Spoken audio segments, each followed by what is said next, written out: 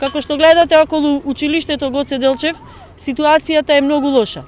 Исто е и на многу други места во Прилеп. Значи, јас пред се би ги замолила граѓаните, доколку си го сакаме Прилеп, да се однесуваме поодговорно. Прилеп ни дал многу, од денот на нашето раѓање па се до денес. Прилеп треба да им го оставиме и на идните генерации. Не сакам многу да должам, не сакам никого да обвинувам.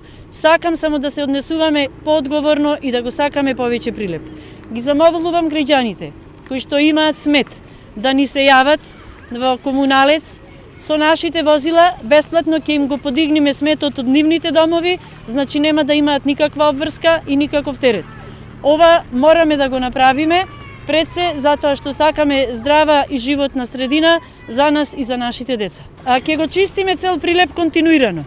Значи чистиме систематски, нема да одиме кампањски, онаму каде што ќе кажат дека има депонија, има овде депонија, има онде депонија. Значи чистиме населби по населби. Ви кажав, Бончејца изчистивме, чистиме во Точила, чистиме во Тризла, можете да појдете да видите во Тризла.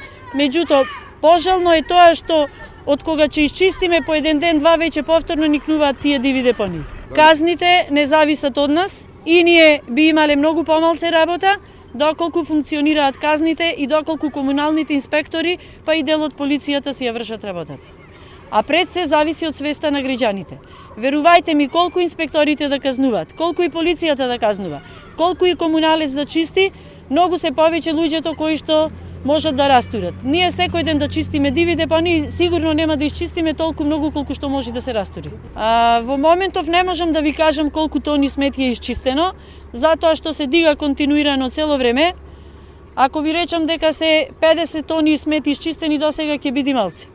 Имаме проблем, значи, чистењето е отежнато и заради пред се зимското одржување, односно заради зимската сезона која што траеше скоро 35 дена, постојано се посипуваше, нели улиците беа посипувани со сол и со гранулат.